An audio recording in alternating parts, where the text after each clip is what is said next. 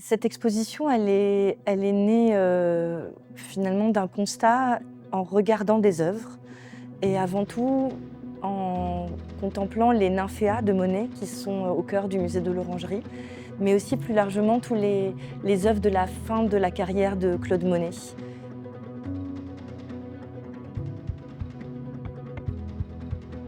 On ne distingue pas le haut et le bas, la gauche et la droite.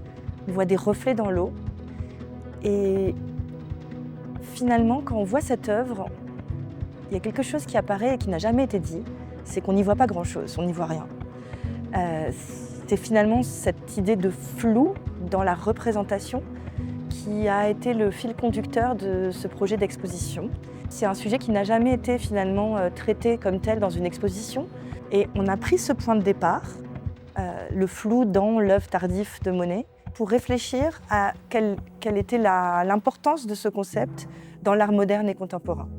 On a pensé l'exposition en plusieurs temps. Il y a 3 grandes parties dans l'exposition, mais on rentre d'abord par un prologue pour aborder la question du flou avant justement 1945.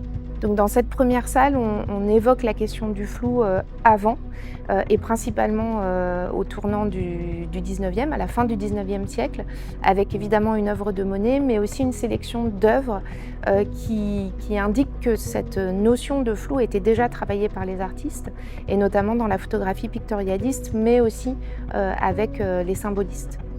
Et puis ensuite, on arrive au cœur véritablement de l'exposition, dans cette deuxième partie, autour de l'érosion des certitudes et de la manière dont finalement l'histoire collective et le traumatisme de la découverte des camps après la Seconde Guerre mondiale a invité finalement beaucoup d'artistes à utiliser le flou comme une manière de répondre à cette question de la représentation. Et puis dans la dernière partie de l'exposition, on est plutôt autour de la question de l'intime et de l'histoire individuelle.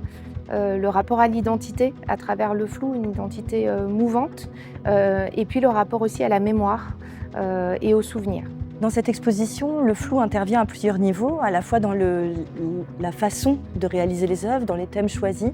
Les artistes utilisent presque indifféremment la photographie, le dessin, la vidéo, la peinture pour exprimer ce flou.